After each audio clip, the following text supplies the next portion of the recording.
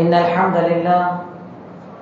الحمد لله نحمده ونستعينه ونستغفره ونؤمن به ونتوكل عليه ونعوذ بالله من شرور أنفسنا ومن سيئات أعمالنا من يهده الله فلا مضل له ومن يضلله فلا هادي له وأشهد أن لا إله إلا الله وأشهد أن محمدا عبده ورسوله أما بعد فقد قال الله تعالى في كلامه المجيد والفرقان الحميد فأعوذ بالله من الشيطان الرجيم بسم الله الرحمن الرحيم إنما يعمر مساجد الله من آمن بالله واليوم الآخر ولم يخشى إلا الله.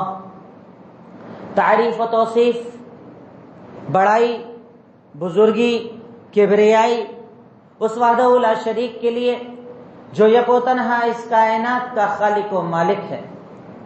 ان گنت بے شمار درود و سلام سب سے آخری نبی سید المرسلین، شافی محشر، ساقی کوثر، احمد مجتبی محمد مصطفیٰ صلی اللہ علیہ وسلم کی ذات گرامی پر اللہم صلی علی محمد وعلی آل محمد کما صلیت علی ابراہیم وعلی آل ابراہیم انکا حمید مجید. اللہم بارک علی محمد وعلی آل محمد کما بارکت علی ابراہیم وعلی آل ابراہیم انکا حمید مجید. رب اشرح لی صدری ویسر لی امری واحلل عقدۃ من لسانی یفقهوا قولی ربی زدنی علما ربی زدنی علما ربی زدنی علما. الحمدللہ ہم مسلمانوں کے لیے آج بڑا خوشی کا موقع ہے کہ تقریباً 6 مہینوں کے بعد اللہ رب العالمین نے اپنی رحمت کے دروازوں کو ہمارے اوپر دوبارہ کھول دیا ہے کہ ہم جب مسجد میں داخل ہوئے ہم نے یہ دعا پڑھی اللہم افتح لی ابواب رحمتک. اے رب العالمین تو ہمارے اوپر اپنی رحمتوں کے دروازے کھول دے، یعنی اپنی رحمت میں ہمیں جگہ دے دے، ہمیں سکون دے دے، ہمیں امن دے دے. اور اللہ نے وہ انعام کیا، وہ احسان کیا، ان مومنین کی دعاؤں کو قبول کیا کہ جن کے دل مسجدوں سے لگے ہیں انہوں نے اللہ تعالیٰ سے جب دعائیں مانگی کہ اللہ رب العالمین ہم 5 وقتہ تیری مسجد کے اندر حاضر ہو کر تجھے یاد کرنے والے لوگ ہیں، اللہ تو ہمارے لیے دوبارہ اپنی رحمت کے دروازے کھول دے.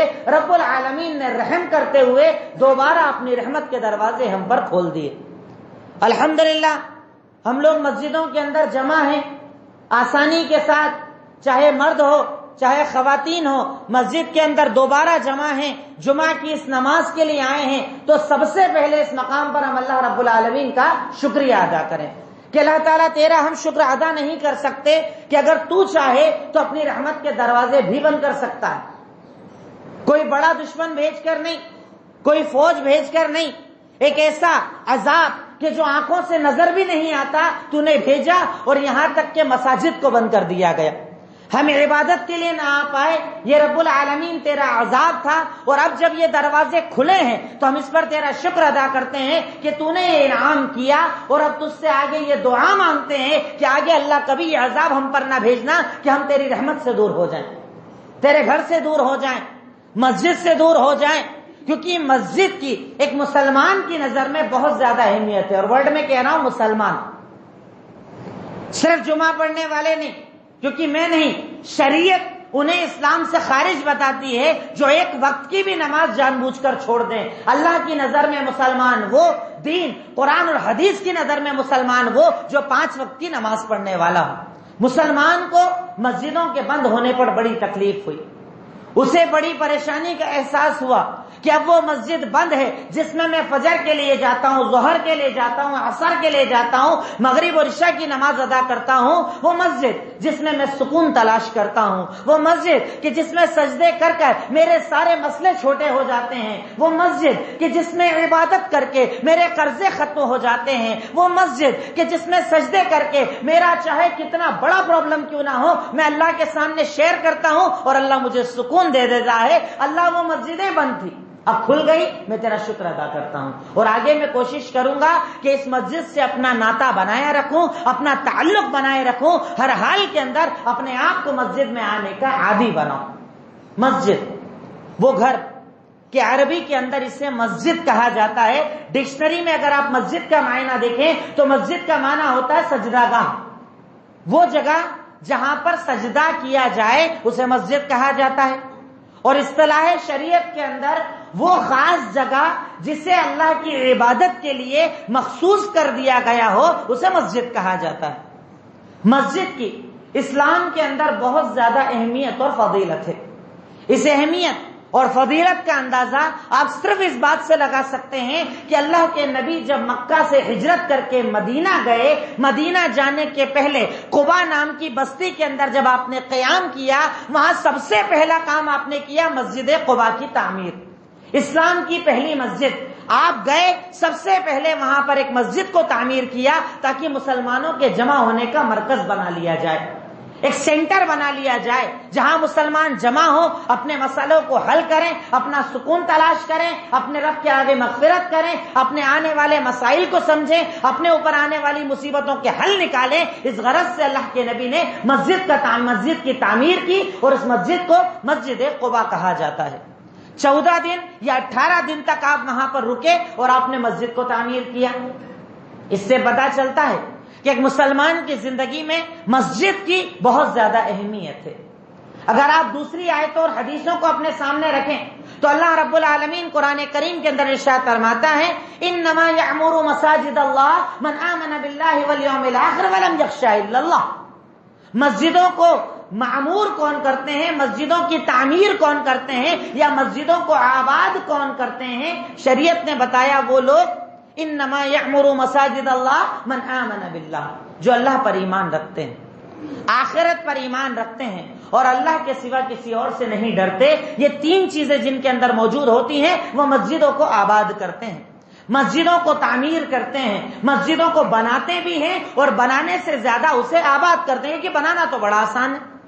آپ کے پاس کسی نے فون کیا مسجد کی تعمیر ہو رہی ہے، آپ نے چندہ دے دیا، سیمنٹ دے دی، ریت دے دی، گٹی دے دی، سریا دے دیا، تعمیر کر لیا۔ تعمیر کرنا آسان ہے، پر اسے آباد کرنا یہ 3 شرطوں والے کر سکتے ہیں، جن میں اللہ پر یقین ہو، آخرت پر یقین ہو، اور اللہ تعالیٰ کے سوا کسی اور سے نہ ڈریں۔ وہ مسجدوں کو آباد کرتے ہیں۔ ڈر کا مطلب کہ انہیں کاروبار کا ٹینشن نہیں ہوتا، مسجد آتے ہیں، گھر والوں کی فکر نہیں ہوتی، مسجد آتے ہیں، اپنے سارے کام، ساری مصروفیات، ساری ضروریات چھوڑ کر وہ اللہ تعالیٰ کے اس گھر پر، مسجد کے اوپر آتے ہیں تاکہ نمازوں کو ادا کریں اور اپنے رب کے سامنے کھڑے ہو سکیں۔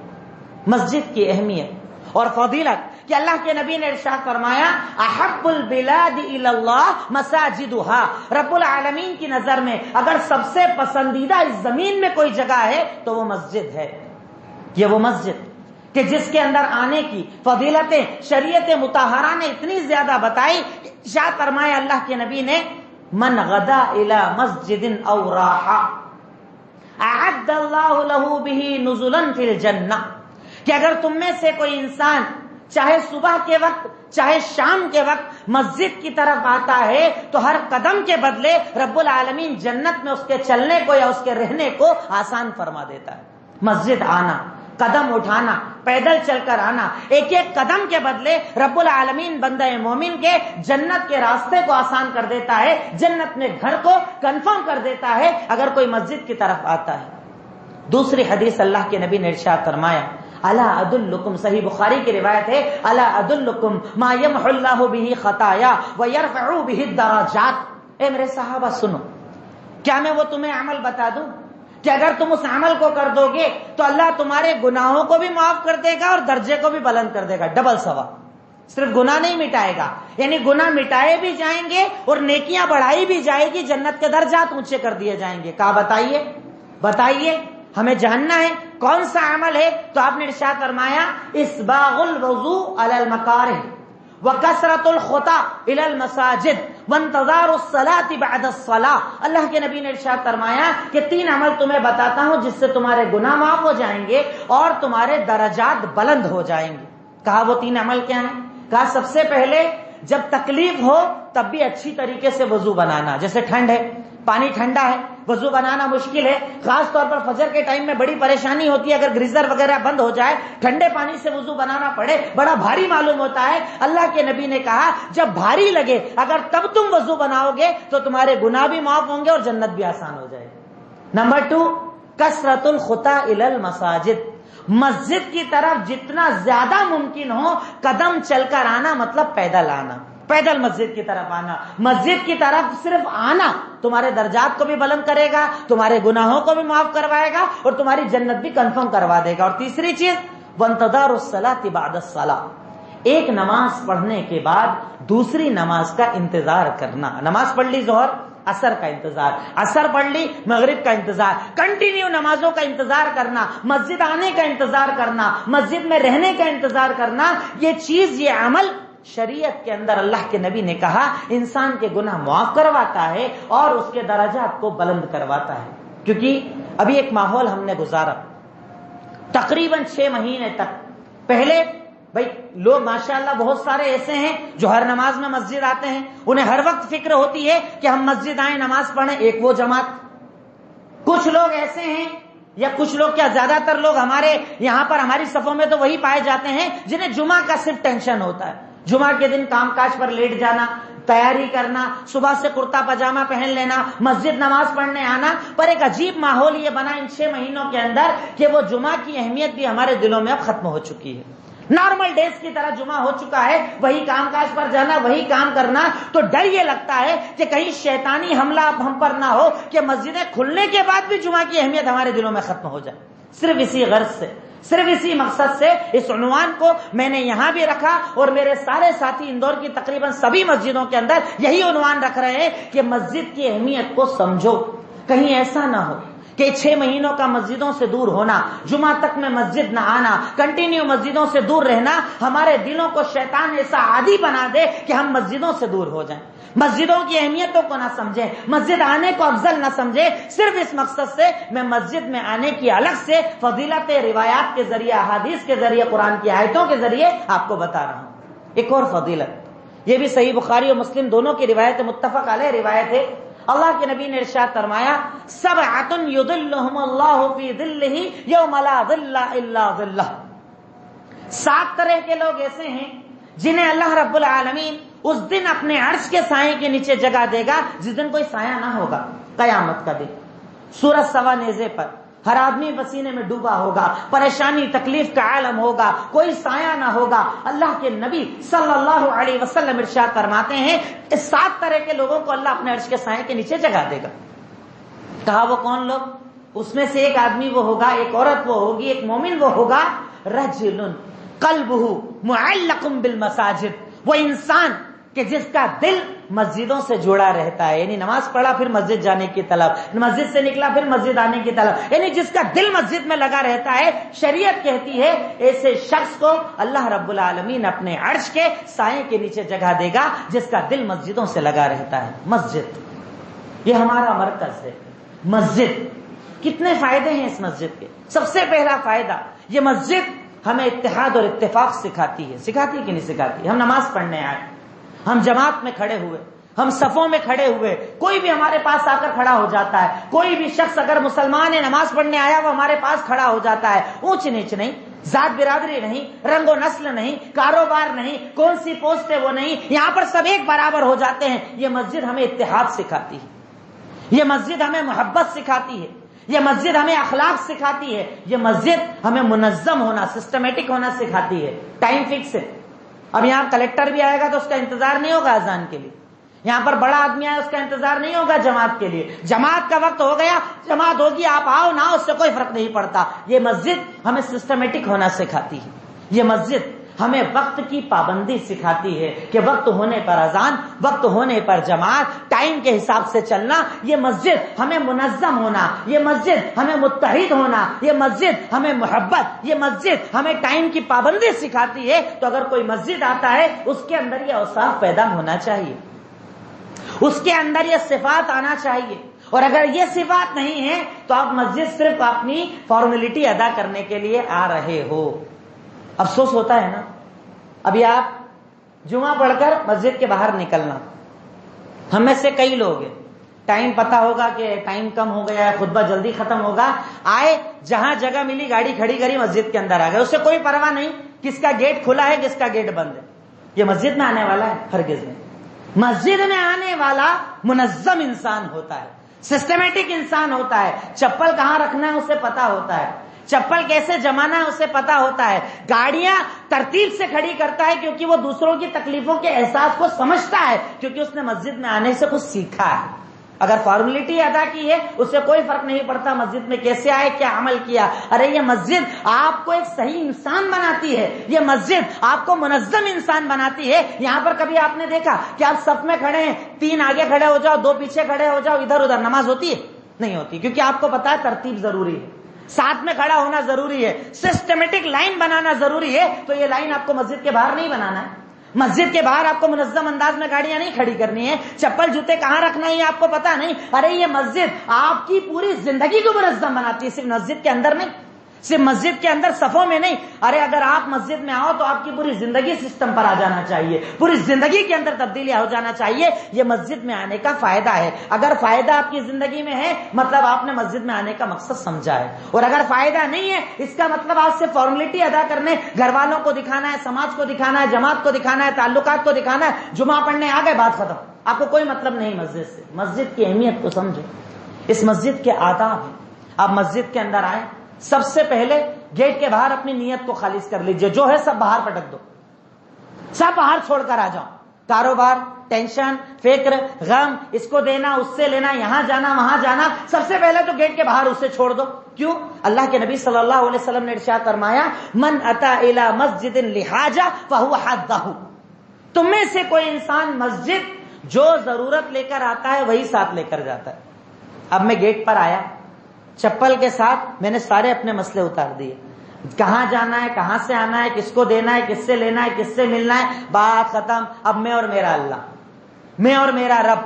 صحیح بخاری کی وہ پہلی حدیث جسے حدیث جبریل کہا جاتا ہے اب میرے سامنے رہے گی, جس میں اللہ کے نبی نے ارشاد فرمایا, ان تعبد اللہ کأنک ترا فإن لم تکن ترا فإنہ یراک.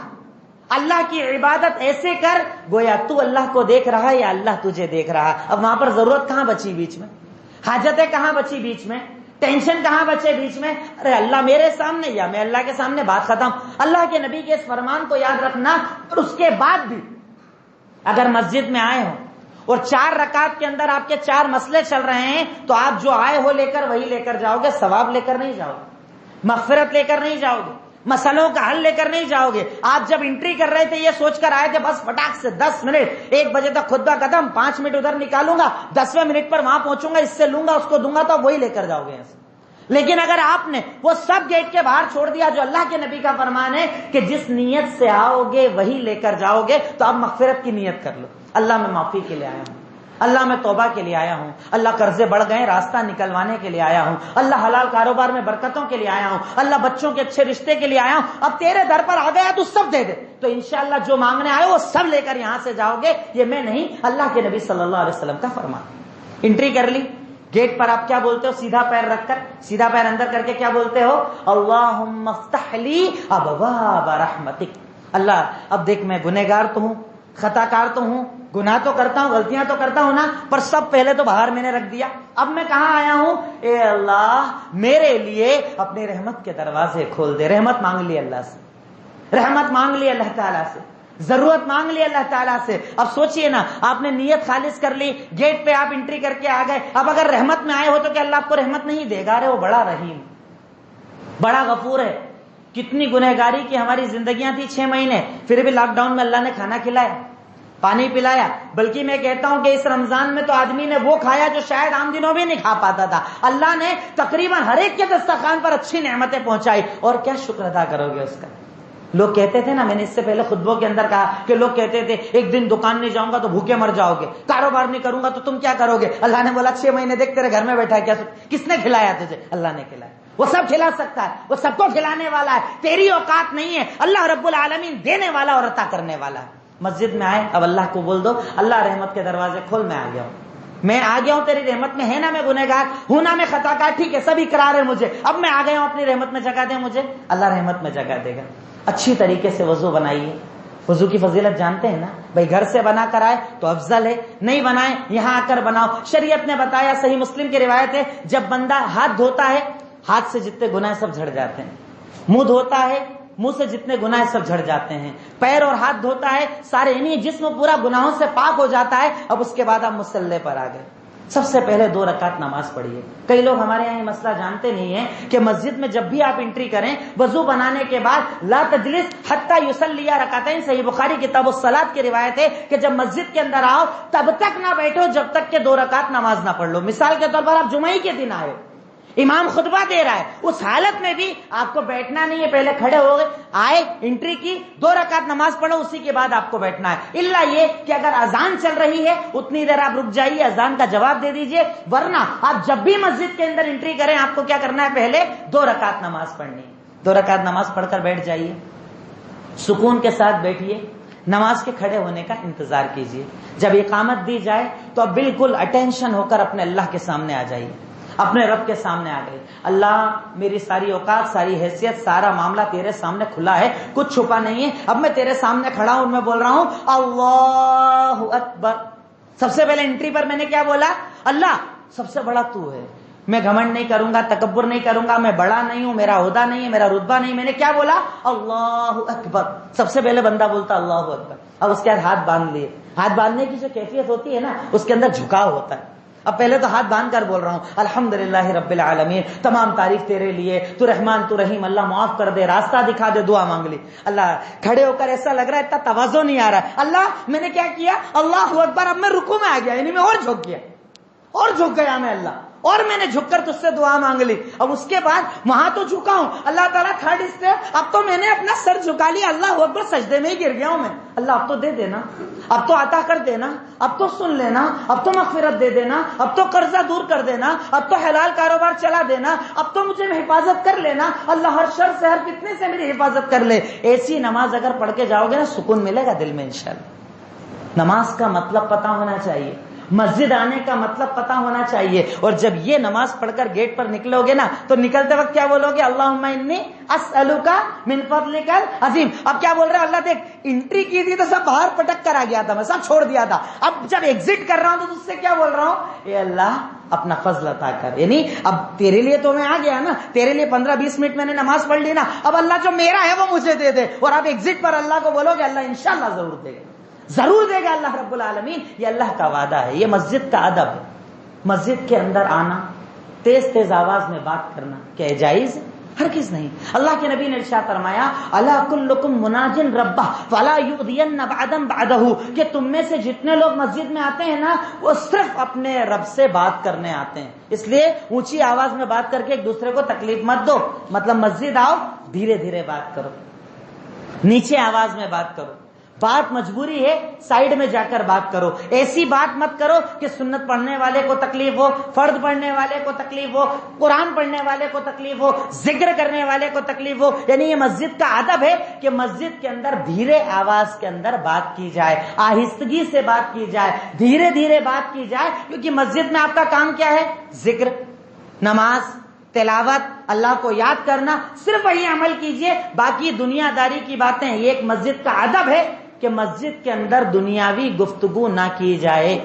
سنن ابو داؤد کی روایت، اللہ کے نبی نے ارشاد فرمایا سیکون فی آخر الزمان اقوام یجالسون فی المساجد حلقا حلقا، کہ تم لوگ قیامت کے قریب دیکھو گے کہ ایسا دور آئے گا کہ لوگ مسجدوں میں حلقے بنا کر بیٹھیں گے اور صرف دنیا کی بات چیت کریں، دنیا، کاروبار، صرف دنیا ہی دنیا کریں گے۔ ایسے لوگوں کے ساتھ مت بیٹھو کیونکہ اللہ انہیں پسند نہیں کرتا۔ یہاں تک کہ مسجد کا ادب یہ ہے کہ مسجد میں آپ بزنس کی بات بھی نہیں کر سکتے، بزنس کی بات بھی نہیں کر سکتے۔ کیوں؟ اللہ کے نبی نے ارشاد فرمایا اذا رأیت الرجل، جب تم کسی آدمی کو دیکھو کہ مسجد میں یبیع او یبتاع فی المساجد، کہ مسجد میں یا تو بیچ رہا ہے یا خرید رہا ہے، مطلب بزنس کی بات کر رہا ہے، جانتے کیا کہنے کا حکم ہے؟ اسے بولو لا اربح اللہ لک، اللہ تیری تجارت میں برکت نہ دے، اللہ تجھے برباد کر دے۔ یہ کہا جا سکتا ہے جملہ اس کے لیے جو مسجد کے اندر بزنس کی بات کرے۔ سوچئے تو صحیح، کیا ہے مسجد؟ اور ہم نے کیا سمجھا ہے مسجد کو، کیا مقام ہے مسجد کا، اور ہم نے کیا سمجھا ہے مسجد کو۔ مسجدوں کی اہمیت ان مومنوں سے پوچھیے کہ جو 5 وقتہ مسجد آتے تھے نا، انہوں نے یہ 6 مہینے کیسے گزارے ہوں گے، انہوں نے جمعے کیسے گزارے ہوں گے، کتنی مرتبہ ان کی آنکھوں میں آنسو آئے ہوں گے، کتنی مرتبہ انہیں احساس ہوا ہوگا کہ رب کائنات نے اپنی رحمت سے دور کر دیا۔ اب اگر اللہ نے اپنی رحمت میں جگہ دی ہے تو اس مسجد کی اہمیت کو سمجھو، مسجدوں کو پابندی سے لازم پکڑ لو، مسجدوں میں فرض نمازوں کے لیے آؤ، نمازیں ادا کرو۔ اور ایک آخری بات کہوں گا کہ جب مسجد میں آپ آئے ہو، آپ جانتے ہیں مسجد میں افضل کیا ہے؟ فرض نماز پڑھنا۔ سنت جتنا ممکن ہو گھروں کے اندر پڑھنے کا حکم ہے، کیونکہ سنت گھر میں زیادہ افضل۔ فرض نماز پڑھیے، مسجد سے باہر نکلیے اور سیدھے اپنی ضرورت کو پورا کرتے ہوئے آگے بڑھ جائیے۔ پر ہمارے یہاں لوگ مسجد میں اتنا وقت نہیں گزارتے جتنا مسجد کے گیٹ پر گزارتے ہیں۔ آپ کے آس پاس لوگ رہتے ہیں، کئی ایریوں کے اندر بڑی بڑی بستیاں ہوتی ہیں جہاں پر بیچ میں مسجد ہوتی ہے، کسی کے گیٹ پر آپ کھڑے ہو اور آپ 15-20 منٹ 25 منٹ تک باتیں کر رہے ہو، اس گھر کے اندر خواتین بھی ہیں، اس گھر کے اندر عورتوں تک آپ کی آواز جاتی ہے، نہ جانے آپ کیا کیا جملے بول رہے ہیں۔ مسجد کا یہ ادب بھی ہے کہ اپنی ضرورت کے لیے آئے ہو، فرض پڑھو، دعا مانگو، اذکار کرو، اور جب ہو جائے کام تو نکل جاؤ۔ لوگوں کو تکلیف دینے والے مت بنو، لوگوں کو پریشان کرنے والے مت بنو، اپنی ضرورت پوری ہوئی چلے جائیے، جس سے کام ہے اپنے مقام پر لے جائیے، بیٹھ کر 10 گھنٹے بات کیجیے، پر مسجد کے ادب کو ملحوظ رکھیے کہ کہیں ایسا نہ ہو۔ ابھی آپ نے دیکھا پرسوں کل آپ کے سامنے، اور حالانکہ اس سے پہلے یہ باتیں آ چکی تھی، ایک مسجد جسے مسجد بول کر گرا دیا گیا اور فیصلہ یہ کیا جاتا ہے کہ کوئی سازش نہیں تھی تو اچانک ہی سارا کام ہو گیا۔ یہ ایک مسجد نہیں ہے، ایسی کئی مسجد ہیں، کئی مسجدوں پر نظر ہے۔ ریگولر آپ اخبارات پڑھ رہے ہیں تو کھل کر بیان دیے جا رہے ہیں، کھل کر بولا جا رہا ہے۔ اتنی مسجدوں کی لسٹ ہے، اتنی مسجدوں پر 1-2 پر تو کیس بھی لگا دیے گئے ہیں۔ یہ مسجدوں کا چھن جانا کہ ہمارے لیے عذاب نہیں ہے؟ اگر عذاب مانتے ہو تو ان مسجدوں کو آباد کرو، جو تمہارے ہاتھ میں ہے اسے تو کم سے کم آباد کرو۔ جب مسجدوں کو آباد نہیں کرو گے، شر پسند اس پر نظر لگائیں گے، کیونکہ اللہ تعالیٰ، اللہ رب العالمین تمہارا محتاج نہیں، تم اللہ کے محتاج۔ ہم سب اللہ کے محتاج ہیں، ہم اللہ کے فقیر ہیں۔ اللہ رب العالمین کو تمہاری عبادتوں سے کوئی اس کی خلقت میں تبدیلی نہیں ہو جائے گی، کوئی بڑھ نہیں جائے گا۔ وہ اللہ تعالیٰ اس عبادت کے ذریعے تمہیں بہترین زندگی دینا چاہتا ہے۔ مسجدوں کو آباد کیجئے، مسجدوں کو آباد کیجئے، مسجدوں سے دل لگائیے، ورنہ ایسی ایک نہیں کئی مسجدوں پر ان کی نظر ہے، اور رب العالمین اگر مدد نہ کرے تو کوئی ہماری مدد کرنے والا نہیں۔ ان مسجدوں کے اندر جھک کر، رو کر، گر گڑا کر ہم اللہ تعالیٰ سے دعائیں مانگتے ہیں۔ اے اول، اے آخر، اے ظاہر، اے اے اللہ، اے رب العالمین، اے خالق مالک رحمان رحیم، تو اول ہے، تو آخر ہے، تو ظاہر ہے، تو باطن ہے، تو خالق ہے، تو حمید ہے، تو واحد ہے، تو قہار ہے، تو غالب ہے۔ اے اللہ، ہم تیرے محتاج، تیرے فقیر ہیں۔ اللہ تو ہمارے گناہوں کو معاف فرما دے، اے اللہ ہماری خطاؤں کو معاف فرما دے، اے اللہ ہماری لغزشوں کو معاف فرما دے، اے اللہ جانے انجانے میں جو ہم سے گناہ ہو جاتے ہیں اسے معاف فرما دے۔ الہی جنت الفردوس میں جگہ عطا فرما دے۔ اے اللہ عذاب قبر و عذاب جہنم سے نجات عطا فرما دے۔ اے اللہ ہم پریشان ہیں نا، اے اللہ ہم محتاج ہیں نا، اے اللہ ہم فقیر ہیں نا۔ اللہ رب العالمین ہم تمام کی محتاجگیوں کو دور عطا فرما دے۔ اے اللہ ہمارے کاروبار میں برکتیں عطا فرما دے۔ اے اللہ حرام رزق سے بچا لے۔ اے اللہ جو قرضوں میں ڈوبے ہیں قرض کی ادائیگی کی راہیں کھول دے۔ اے اللہ جن کے کاروبار ان دنوں بند ہو چکے ہیں، اللہ ان کے لیے حلال رزق کے راستے پیدا فرما دے۔ اے اللہ ہمیں حرام راستوں سے بچا لے۔ اے اللہ جو بیمار ہیں ان کو بیماریوں سے شفا یابی دے دے۔ اے اللہ جو ہاسپٹلز کے اندر ہیں انہیں نجات عطا فرما دے، بیماریوں سے شفا عطا فرما دے۔ اے اللہ لوگ طاقت نہیں رکھ پا رہے ہیں، خرچ نہیں اٹھا پا رہے ہیں، بیماریوں سے اوب گئے ہیں، اللہ تیرے اس عذاب کا خاتمہ فرما دے۔ اے اللہ ہم جانتے ہیں دنیا چاہے کچھ بھی کہے پر تیری اجازت کے بنا بیماری آگے نہیں بڑھ سکتی تھی۔ اللہ اس عذاب کا خاتمہ فرما دے، اللہ کورونا کا خاتمہ فرما دے۔ اے اللہ تو نے مسجدیں کھولی ہیں اس لیے کہ ہم تجھ سے آ کر مانگ سکیں۔ اے اللہ ہم مانگ رہے ہیں نا، اے اللہ ہم اقرار کر رہے ہیں نا، اے اللہ سر جھکا رہے ہیں نا، اے اللہ ہاتھ پھیلا رہے ہیں نا، اللہ آنکھوں سے آنسو بہا رہے ہیں نا، اللہ ہمیں معاف فرما دے۔ اے اللہ اس بیماری کا خاتمہ فرما دے۔ اے اللہ دوبارہ ساری دنیا کے اندر امن قائم فرما دے۔ اے اللہ تیرے دین کی خدمت کرنے کی ہمیں توفیق عطا فرما دے۔ اے اللہ تیرے گھروں کی حفاظت کرنے کی ہمیں توفیق عطا فرما دے۔ اے اللہ تیرے دین کے لیے اپنا جان مال سب کچھ قربان کرنے کی توفیق عطا فرما دے۔ اے اللہ ہمیں اپنے دین کے لیے قبول فرما لے۔ اے اللہ ہمیں اپنے دین کے لیے قبول فرما لے۔ وآخر الدعوانا ان الحمدللہ رب العالمین۔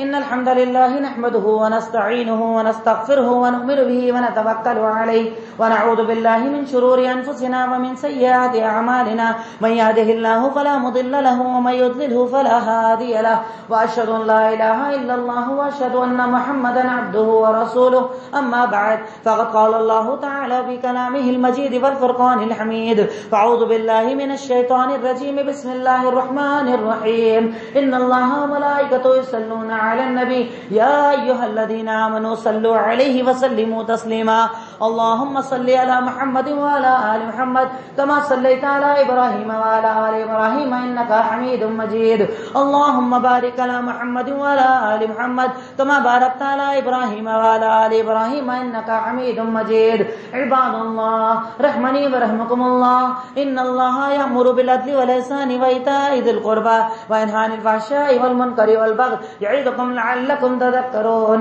اذكروا الله يذكركم وادعوه يستجب لكم ولذكر الله تعالى أعلى وأولى وأتم وأهم وأكبر